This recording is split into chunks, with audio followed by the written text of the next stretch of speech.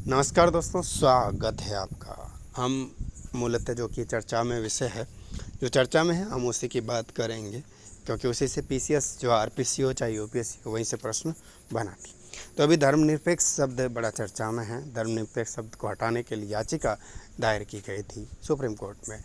क्या हो उस पर क्या नहीं, देखते हैं। चलिए, सुप्रीम कोर्ट ने संविधान की प्रस्तावना से धर्मनिरपेक्ष शब्द हटाने की मांग वाली याचिका पर कई बार स्पष्ट किया कि धर्मनिरपेक्षता भारतीय संविधान की मूल संरचना का अभिन्न हिस्सा है, मूल स्ट्रक्चर का हिस्सा। ठीक है ना, मूल स्ट्रक्चर है ये। ठीक है, देखिए 25 नवंबर 2024 को सुप्रीम कोर्ट ने ऐसी याचिकाओं को खारिज करते हुए कहा, संसद की संवैधानिक शक्ति प्रस्तावना तक विस्तारित है, लेकिन धर्मनिरपेक्षता शब्द जैसे मूलभूत सिद्धांतों में बदलाव नहीं किया जा सकता। कोर्ट ने यह भी कहा कि भारतीय संदर्भ में धर्मनिरपेक्षता का अर्थ सभी धर्मों, पंथों, समुदायों के प्रति समानता और सम्मान है, न कि धर्म का विरोध। ये धर्म का विरोध नहीं है।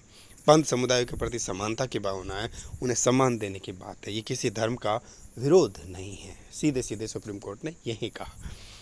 अनुच्छेद 15 समानता की जो बात करता है, अनुच्छेद 25 जो धार्मिक स्वतंत्रता की बात करता है, ये स्पष्ट रूप से उसमें उल्लेखित है। अब देखते हैं संविधान में धर्मनिरपेक्षता का उल्लेख कहाँ से आता है।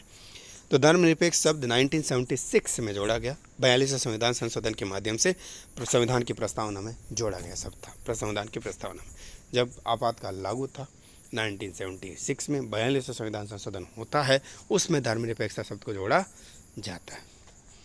हालांकि सुप्रीम कोर्ट ने माना कि यह शब्द संविधान में पहले से ही निहित था, क्योंकि संविधान के भाग 3 में मौलिक अधिकार में समानता, बंधुत्व और धार्मिक स्वतंत्रता जैसे सिद्धांत पहले से इसमें मौजूद थे।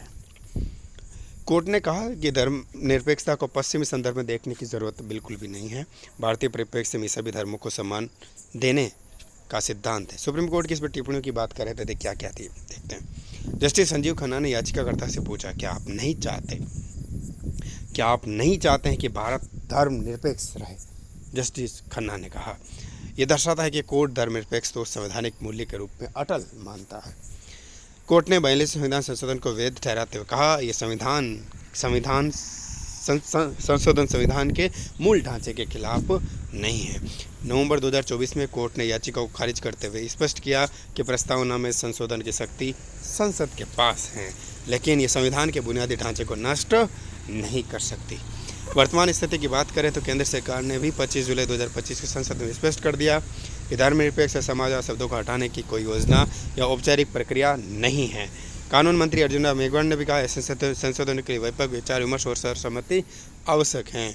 निष्कर्ष रूप में देखा जाए तो सुप्रीम कोर्ट ने बार बार धर्मनिरपेक्षता को संविधान की आत्मा के रूप में रेखांकित किया है। इसे हटाने की मांग को खारिज किया है। ये शब्द भले ही 1976 में जोड़ा गया, लेकिन कोर्ट का मानना है ये संविधान के मूल सिद्धांतों में पहले से निहित था। ठीक है, ये बात हो गई। आगे और मिलेंगे आपसे। नमस्कार।